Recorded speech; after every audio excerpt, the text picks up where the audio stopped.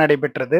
இந்த உலகத்துல நமக்கு உடல் ரீதியாகவோ, அல்லது மன ரீதியாகவோ, குடும்ப சூழல் ரீதியாகவோ, நம்முடைய வாழ்க்கை சூழல் ரீதியாகவோ ஒரு மாற்றத்தை ஏற்படுத்திக்கணும்னா, அதற்கு முக்கியமாக ஒன்று தேவைப்படுவது அன்பு, கருணை.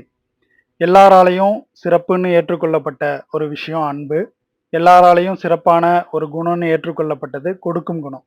இந்த அன்பையும், கொடுக்கும் குணத்தையும் நம்ம பிராக்டிஸ் பண்றதுக்கு ஒரு பிளாட்ஃபார்ம் கிடைக்கிறது ரொம்ப ஒரு அரிதான விஷயம்.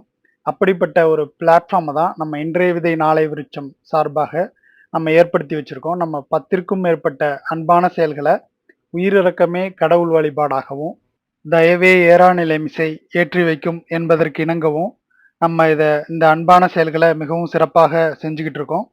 இந்த அன்பான செயல்கள நம்ம செய்வதற்கும், நம்ம பிறருக்கு வெளிப்படுத்துவதற்கும் முக்கியமான காரணம், இங்க எல்லாரும் இத செய்யணும். எல்லா இடத்துலயும் இந்த அன்பான செயல்கள் பரவணும் அப்படிங்கிறது தான் முக்கியமான நோக்கம். இப்படி அன்பு, கருணை இந்த உலகத்துல பரவணும் அப்படிங்கிற எங்களுடைய உயர்வான அந்த மிஷனுக்கு நீங்களும் உதவியாக இருக்கலாம். இதற்கு பொருளாக கொடுத்து உதவிடலாம், நிதியாக கொடுத்து உதவிடலாம்.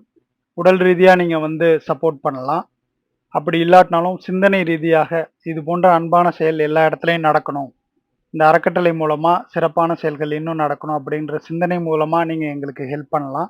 இந்த வீடியோவை ஷேர் பண்றது மூலமா இத பார்த்துட்டு யாரேனும் இன்ஸ்பயர் ஆயி, அவங்களும் அவங்க இடத்துலயோ, இல்ல அவங்களால இயன்ற வகையில ஏதேனும் ஒரு அன்பான செயல் செய்யும்போதும், இந்த இடத்துல ஒரு பெரிய நன்மை ஏற்படும்.